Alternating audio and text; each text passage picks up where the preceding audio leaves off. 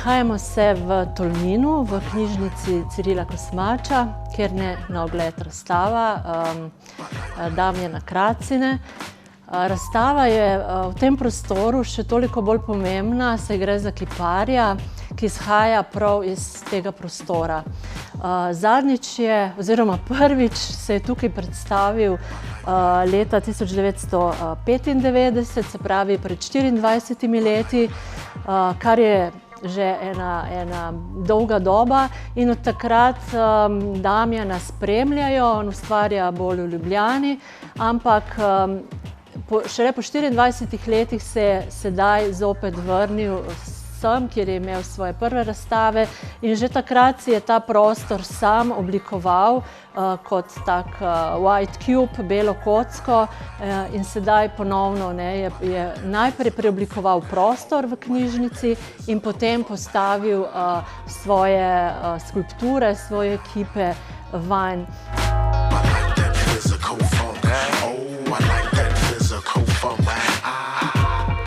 Ko stopimo v ta prostor, vsaj mene fascinirajo, najprej me prevzame ta njegova fascinacija nad Wunderkamero, se pravi nad tem kabinetom čudes.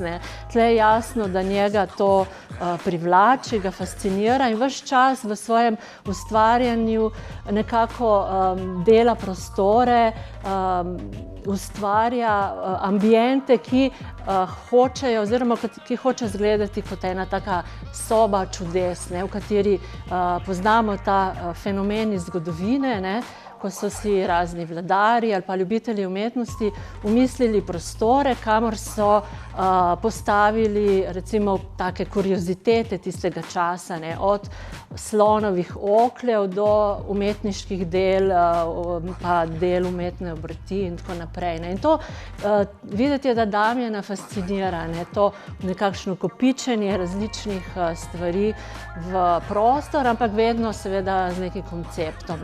Videti je, da je Damjan vseeno otrok svojega časa, da se je pred njim zgodilo 20. stoletje, da se je razvila oziroma odvila neka umetnostna zgodovina. Če bi recimo parafrazirali Tomaža Brejca, da se je razvilo kiparstvo od antropomorfnega kipa preko modernističnih skulptur, recimo plastik, do potem recimo konceptualne umetnosti in do tistega postmodernističnega kosa oziroma pisa, kot mu rečejo, ki ni več antropomorfni kip, ampak je nek kos, ki pa ima spet, lahko rečemo, eno tako metaforično podobo, in to vidimo recimo tudi na tej razstavi. Tako da čeprav so kipi še vedno na podstavkih, avtor Damjan Kracina stoji še na tej strani, a lahko bi rekli, da na prehodu, ki vodi iz antropometičnega v antropocentrični oziroma posthumanistični in postantropoceni svet, kjer se umetnost dogaja v bioloških laboratorijih, na inštitutih za genetiko, fiziko in lingvistiko. Se pravi, na tem prehodu nekako, vsaj po mojem mnenju, vsaj jaz tako vidim, avtorja Damjana Kracine, da stoji. Pri njegovem delu začutimo, da se mentalne sfere premikajo iz humanistične sfere v sfero mišljenja Zemlje z vso biotsko raznovrstnostjo. Kracina pred nas postavi klicaj pred razumevanjem civilizacije, tisti umetnik, ki pa nikoli ne bo nehal verjeti v upanje na Zemlji.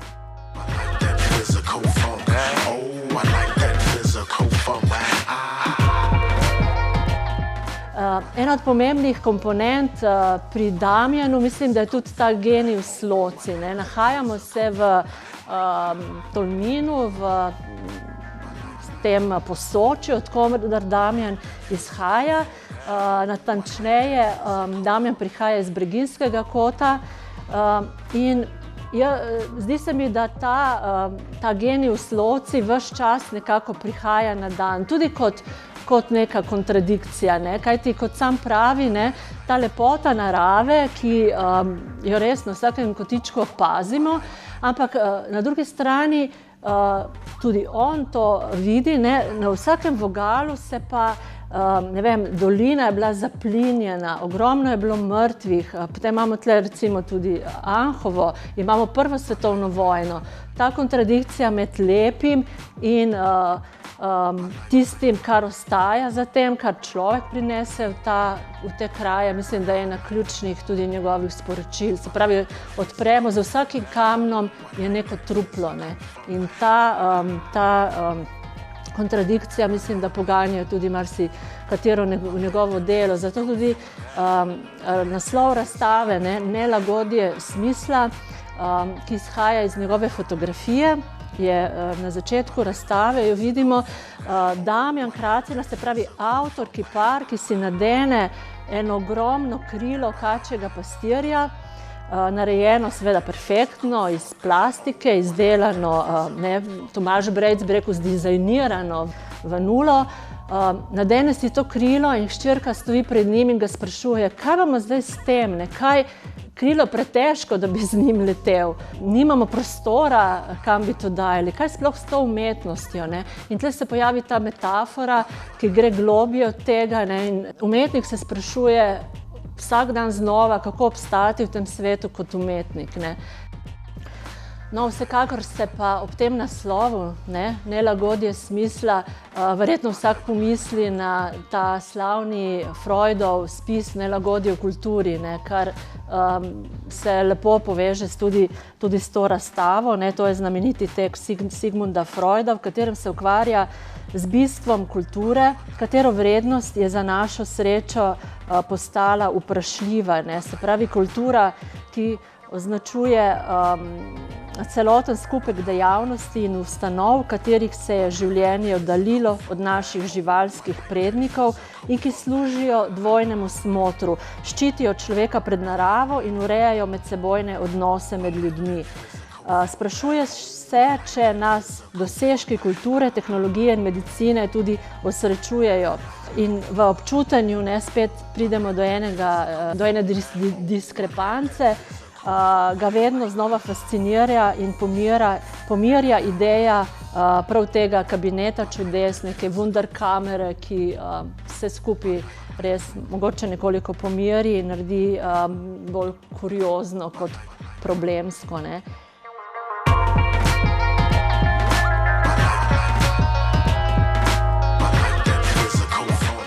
Zanimivo je to, da Damjan že pred 25 leti, oziroma 24 leti, ko je tu začel, je razstavil slike in takrat samega sebe, se pravi avtoportret v naravni velikosti. Ta portret se trenutno nahaja v poslednjem muzeju sodobne umetnosti v Logeh, ki ga je Damjan tudi ustanovil. No, takrat je bil razstavljen tu, sedaj po 24 letih še vedno vidimo slike na stenah, ne, se pravi, čeprav je Damjan Kracina kipar, ne, ampak prav pri kiparjih so velikokrat fascinantne prav to njihove slike, ki nastajajo kot skice, ne. Kipar rabi izdelati najprej skico za svoj kip in Damjan pri tem postopku hoče biti še posebej inovativen in hkrati tudi noče kontrolirati roke, ne, se pravi, roke hoče pustiti čim več svobode in jo pusti, da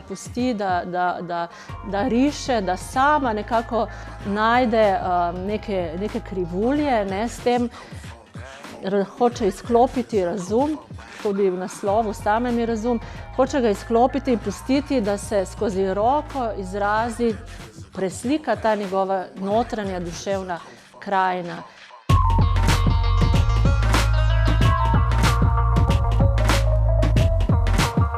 Damjan Kracina se predstavlja sedaj tudi z nečim novim. To so slike narejene po tehniki airbrusha oziroma po slovensko zračnim čopičem, kar je zanimiva tehnika, predvsem zato, ker kiparju to pomeni povezuje ga z eno vizualnostjo, ki je zelo kiparska, ne. Airbrush tehnika naredi sliko bolj tridimenzionalno in forme so bolj napete, ne. Zato so kiparju tudi veliko bolj všeč. In še nekaj, pri airbrushu ta tehnika gre skupaj s to njegovim razmišljanjem, da bi čim manj nadzoroval risbo, ker je dinamična in se pusti spreminjati, ne. Tako da je to zelo ustrezalo njegovemu konceptu.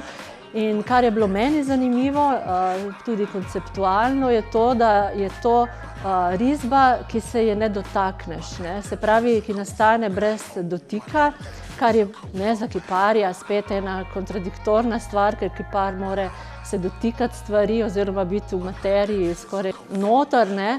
Ampak tle se je ne dotakne in tle na tem mestu pridemo v stik z razmišljanjem o dotiku, ki ima v umetnosti tudi svoj ogromen historiat, ne, kaj pomeni dotik v ikonografskem smislu in tudi v fizičnem in tako naprej, ne.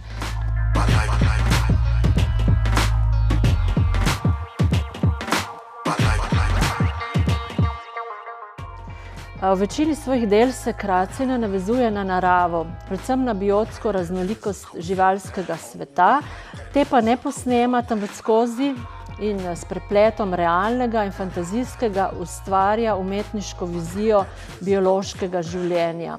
Recimo, tle imamo ranjenega laboda, prebodena telesa, prešite kože, prevezane forme, preščipnjene prste, odlivane smrti.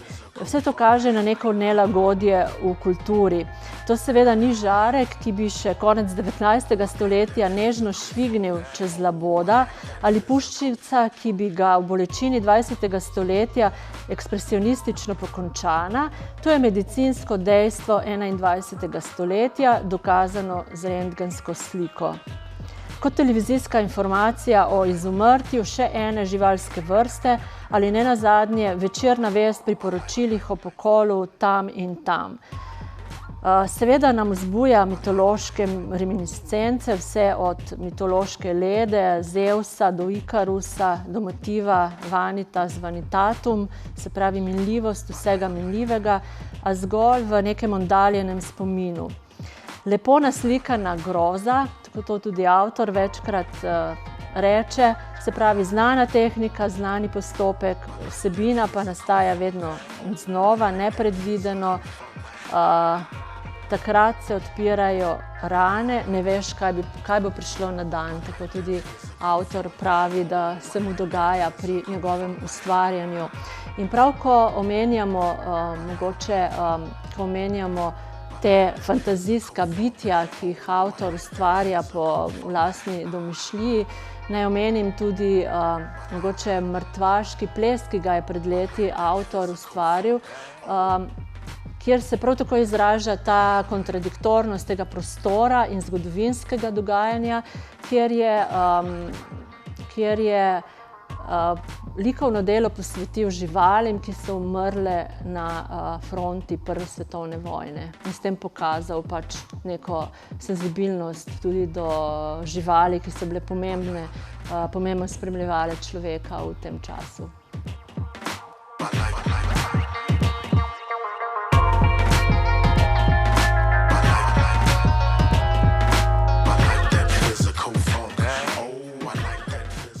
Damjan Kracina se predstavlja s slikami, kipi, videom in za obiskovalce je pripravil tudi posebno nagraden kip. In to je, preden pridemo v ta bel prostor, nas na vhodu pričaka dvojni portret. To je zelo zanimivo, to redko vidimo pri naših kiparjih, ne, da za enega človeka narediš dva kipa. On je tako upodobil Ivana Volariča-Feja, znanega literarnega ustvarjalca in performerja, predvsem protagonista tega dogajanja v Posočju. Ustvaril je ne po naročilu, ampak samoiniciativno dve glavi enega človeka, na eni strani je upodobljen kot uveljavljen slovenski literat, na drugi strani pa kot človek, ambisont, ki prihaja, ki je vzniknil iz tega lokalnega območja, vsemi domislicami in vsemi akcijami, ki jih je izvedel vred.